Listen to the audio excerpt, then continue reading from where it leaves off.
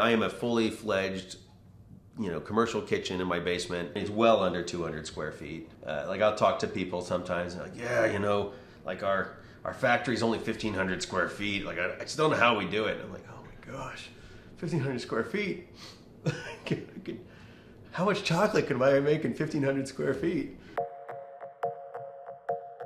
Several years ago, my older brother had gone to this really cool chocolate snobbery 101 course in Salt Lake City. And I'm like, I'll try it, but I have a terrible palate and I don't like dark chocolate, but I'll try it, Obviously I was horribly mistaken. I just fell in love with it, started doing tastings for friends. And one of them was like, hey, we should try making this stuff.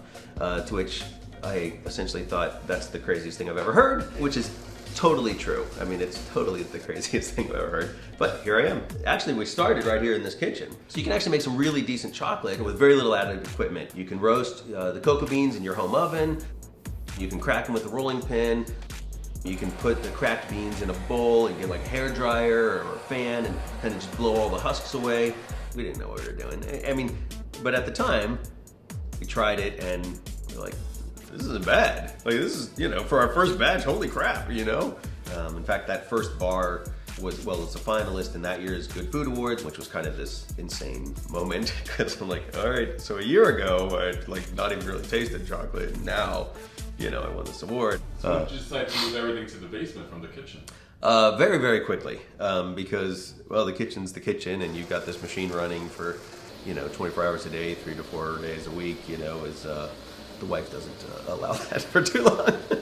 I'm all across the country. I've got a pretty decent base here in the DC area. In the first batch we made probably 2 or 3 pounds worth of chocolate, which, if you're making a 2-ounce bar, that's like 8 bars a pound. My current roaster can roast 12 pounds, maybe 15 pounds if I push it at a time. And so I'm building a new roaster that will easily be able to do like the 50 pounds or whatever that I need for one batch. I've gone through a lot of jobs. I mean, I sold cars for a little while, which did not go well. I used to wash carpets, I used to roof, and then I stumbled into a computer job, and actually that's still what I do as my day job, is Linux systems administration as my day job. Finding the balance, certainly with the day job and the chocolate is pretty tough. I've got a wife, I've got 4 kids, I've got a mortgage, car payments, and all that crap, so, I mean, not the kids are crap. And there's a lot of times that I'll have to say, well, I was gonna do this chocolate, but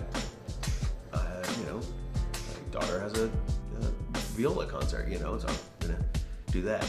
At this point, other than storage, like there's not a huge rush to move out, and so once I move out of the basement, then there's a lot more overhead and that kind of thing, and so like I don't know that I'd say that I'm gonna hold on to the basement as long as I can, but I'm gonna hold on to it for a little while.